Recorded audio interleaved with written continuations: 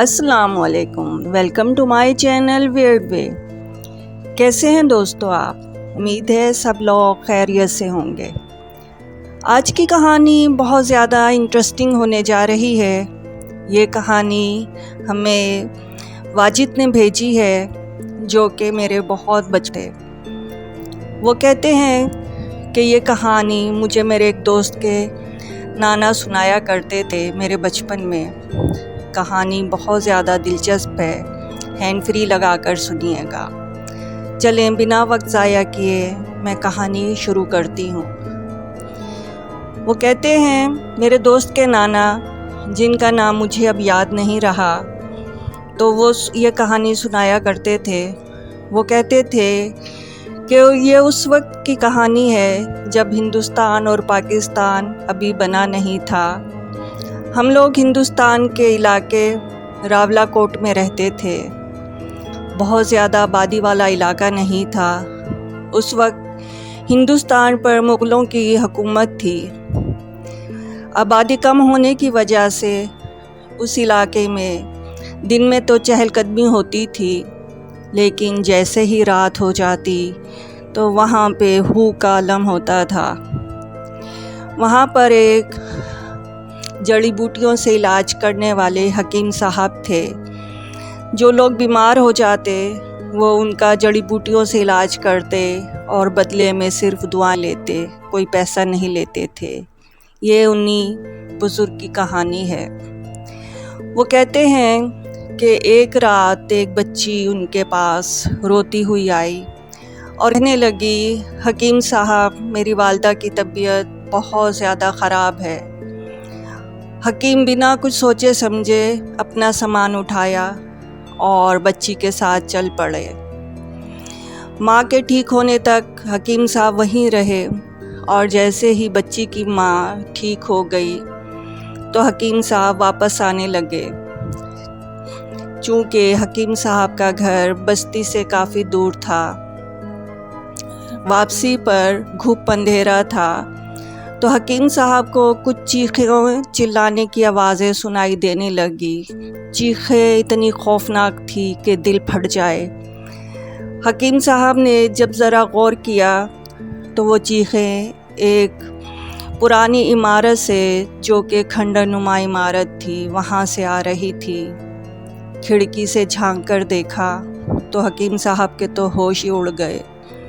वहाँ कुछ बदरूएं जो इंसान नुमा जानवर थी और कुछ बड़े बड़े परिंदे वो चारों तरफ कुछ लाशें पड़ी हुई थी, उनके चारों तरफ बैठे हुए थे और उन लाशों को नोच रहे थे।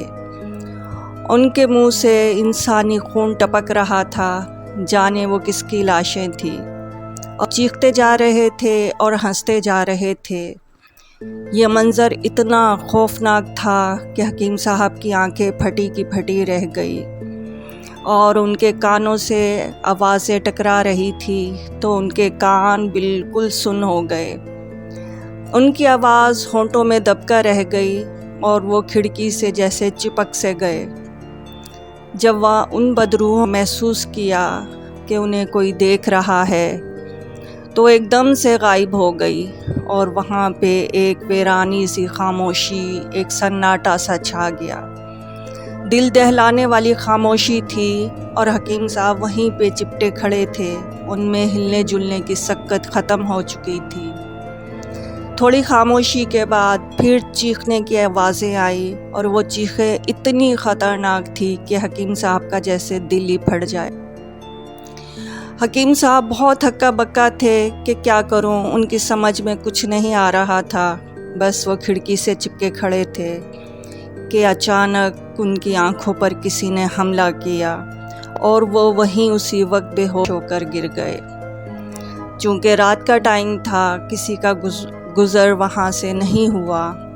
जैसे ही वो गिरे वो बेहोश थे और सुबह हुई तो लोगों का वहाँ से गुज़र हुआ तो हकीम साहब को ऊंधे मुँह गिरे देखा तो सीधा किया तो देखा कि हकीम साहब की तो आंखों से खून बह रहा है और आंखों की जगह खाली हो चुकी है, जैसे किसी जानवर ने उनकी आंखें नोच ली हों।